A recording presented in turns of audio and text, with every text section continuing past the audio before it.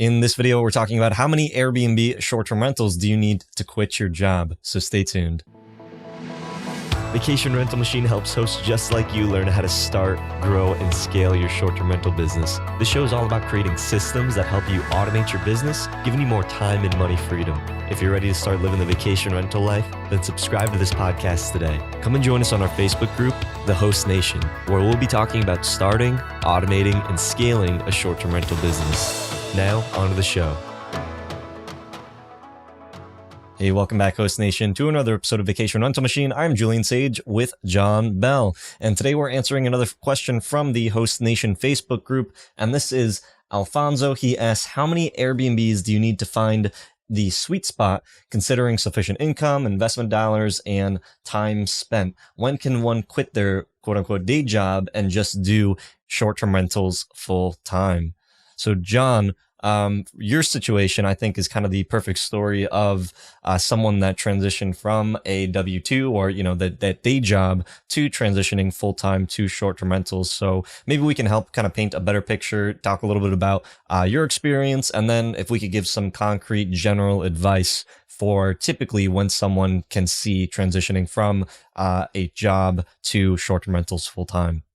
Yeah, absolutely. Of course, my story is somewhat similar. I asked myself this question over and over again. I mean, working a W-2 job that I actually liked, making a great salary and things, it was very hard to make the decision to just say, hey, I'm just going to make this my only income. And as I did that, I always looked at it like, oh, I could still do both. I believe, Julian, when I met you, I had 23 and grew to 28 or so. Before it was kind of like, okay, look, what am I really going to do? Am still going to build this business on the side? I'm making great money from both.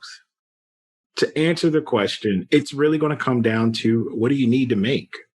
I mean, to really kind of just say a unit count, there's so many factors in there, right? I mean, I don't know where you are.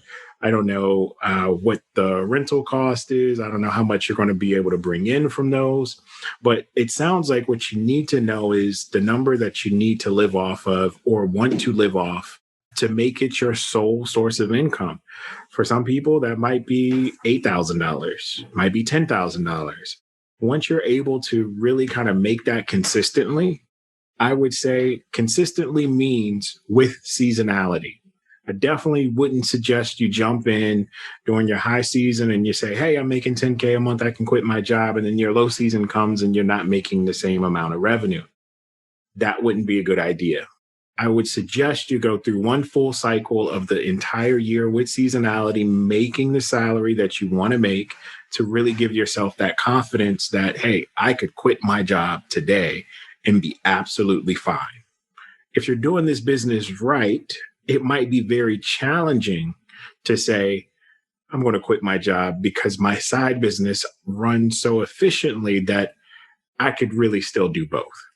So the first question was in regards to sufficient income. So again, we don't know what your specific income goal is, or what, maybe you have a very low standard of living. But let's just say we use let's just say $60,000 of annual income is what your goal is. Then you'd have to look at, let's say, your market rent in the area. So if your market rent in the area is just, let's say, $1,000 a month, if you're able to rent out a place and you're leasing a property, let's say you're doing master leasing, you can lease a property out for $2,000 a month. Now we're starting to go into, that amount that's actually required, which was that second part of the question, is the investment dollars. Again, this is going to be different if you are co-hosting property. So if you're co-hosting property, let's say the rent in the area is, $1,000 and you're managing somebody else's property, for a $2,000, let's say a property is able to bring in and you're able to take in 20% of that. Then if we just do some quick math here, 2,000 and then you do 20%, that's $400 a month per property, co-hosting a property. If it is able to bring in, let's say $2,000 a month, that would be yours. If you're trying to reach that annual income of 60,000, so then you could deduct from that. What you do is you take $400 a month and then multiply that by 12, That's $4,800. You could then take your $60,000, divide it by 4,800. That leaves you with 12 properties. So you'd essentially, to replace your income, would have to bring in 12.5, so around about 13 co-hosted properties at that particular range. This is going to be different if you're master leasing properties. If you're master leasing properties, let's say the rent is $1,000, you're able to bring in $2,000 a month per property. Then you could say each property brings you in about $1,000 a month. So you take your $60,000 and then divide that by 12,000 annually. That means you'd need roughly 5 properties in order to replace your income of 60,000. Now, is that enough for you? Are you in this job that you've been in for so many years that, there's some stability with that? Then maybe you're going to want to increase your income for, because you are going to be self-employed. You're going to have to pay maybe a higher income tax. Being self-employed, there might be some risk involved with that you might want to increase that. Maybe you say, I want double the amount of my annual revenue from the short-term rental business in order to, confidently replace that. Yeah, what you're saying is absolutely right, Julian. It's very hard to definitely kind of just find out exactly which unit in any given market. But the most important thing here is to really just want to know your number. You got to know, hey, this is what I require. And sometimes it should be a little bit more than what you're making now.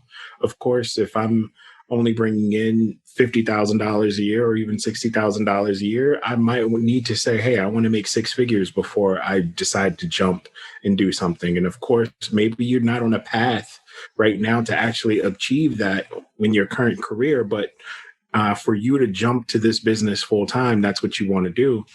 Perfectly fine. And when you have that number and you start working towards it, everything else will fall into play. Now, you might be able to find a property that does extremely well and you can crush the numbers.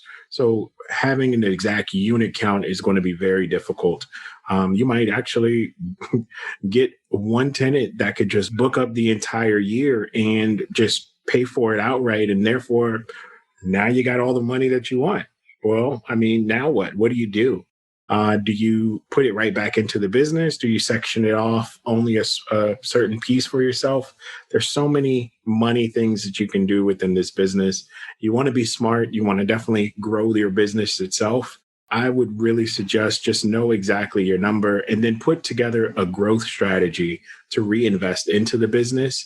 That way you can continue to compound all of those monthly earnings. So let's just say you're that type of person. Maybe you're making 60,000. You're not really looking to make a career out of this job. You're looking to transition away.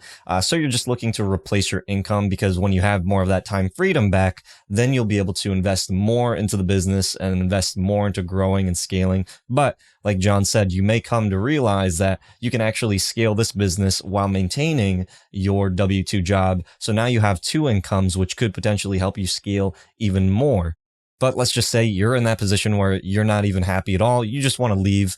How much is that going to cost is the second part of that question, and investment dollars to get there, and also the time spent. So I imagine what's the quickest way and the cheapest way for you to be able to quit your job? So John, kind of going off of that previous scenario that we were going off of around, rents in the area about $1,000 each, how long and how much would it cost in order to quickly scale up in order to leave that day job? All right, you're going to need to know this simple equation. You're going to need to know your security deposit. You're going to need to know exactly your budget for furnishing the unit. This, of course, needs to match whatever branding you're trying to implement. So don't think you can just go and grab everything from IKEA and expect $400 a night. It just won't work. The next thing you want to know is how much you're going to have to pay in rent for that first month. You at least want to carry that for the first month, if not to the second month of just carrying costs until you get back to some real revenue. The method you're going to have to use is going to have to be rental arbitrage. If we're going off Julian's method and we're using $1,000 a month for rent, let's say we have a security deposit of just that $1,000, and I'm going to furnish the place for $5,000.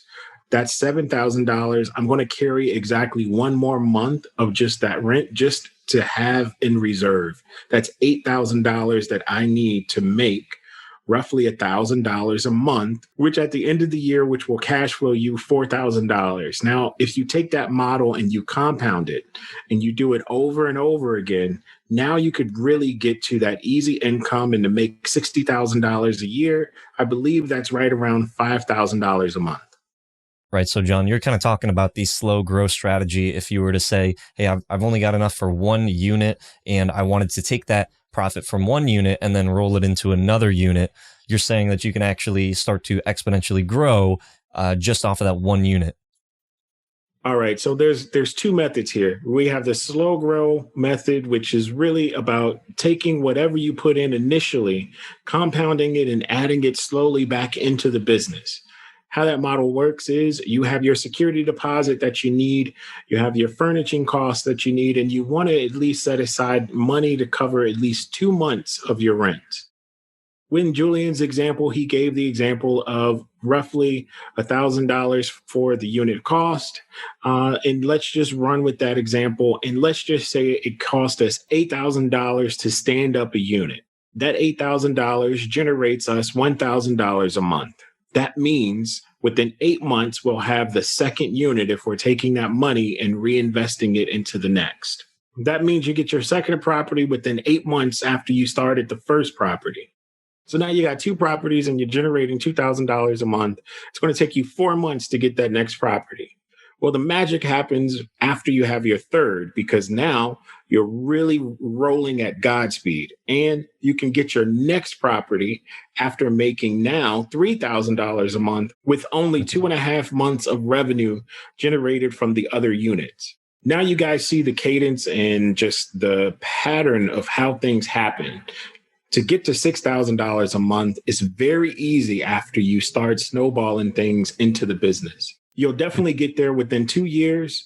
And within 2 years, if you continue that same pattern, you'll actually be almost 50% better the next year after that. So this really can compound very quickly. Right, John. So essentially in about a year and a half, you'd be able to scale from your first property with that initial investment of around, let's just say $8,000, for example, to having over 6 properties. And again, in about a year and a half, that would replace your income, allowing you to be able to leave your job. But let's just say you have a little bit more money that you can invest. Maybe you want to actually use like a business loan, or you wanted to partner with somebody, whatever it is. Maybe you do have that initial capital. Maybe you're rolling that from a previous investment. Let's say your house appreciated in value, you take out a HELOC, whatever it is that you decide to do, you have that initial capital to invest. Again, like we said with that example, if you have $8,000 and then you multiply that by these 6 properties, that's $48,000. So for $48,000, if you have that, you invest that into 6 rental properties, you'd be able to generate $6,000 a month, and that will bring you over $72,000 annually, which would also put you a little bit above that $60,000 of annual income that we were talking about. So for you, that might be enough. And I know $48,000 might seem like it's a stretch for a lot of people, especially maybe if you're making only $60,000 a year. But if you have good credit, if you know people, and like we said, you don't have to start off with that amount of money to replace your income. And for you, that might just be too much risk involved with that. Maybe you don't have enough information in your market to confidently say like, hey, I'm willing to invest, $50,000 to pick up 6 units. And I know that they'll be able to cash flow me that. So maybe starting off with 1, and then maybe you have a little bit more money. Maybe you feel a little bit more confident. You take out a loan. Now you have, let's say 3 properties, you scale up. Now you can start to quickly see that, long term, maybe about a year and a half, it could be less than a year. So question of the day, are you looking to quit your job and do short-term rentals full-time? We'd love to be able to hear your comments in the comment section down below. And until next time, Host Nation, keep on hosting.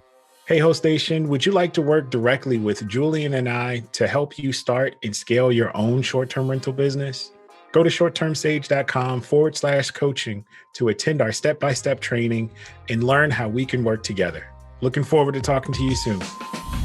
Hope you hosts found value in this episode. If you did, please go on over to iTunes and leave us a review, as that would greatly support the show.